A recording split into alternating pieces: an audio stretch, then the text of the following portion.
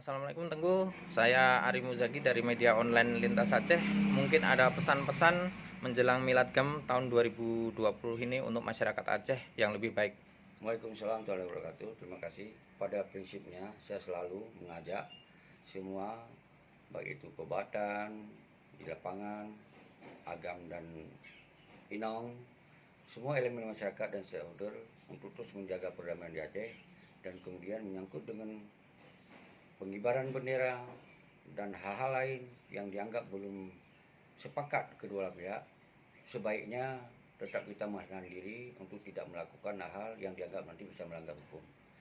Dan mari kita jaga perdamaian sebaik-baiknya, menjadi perdamaian ini awal dan selamanya untuk membangun Aceh yang lebih baik ke depan. Yang penting kita bersinergi dengan semua pihak.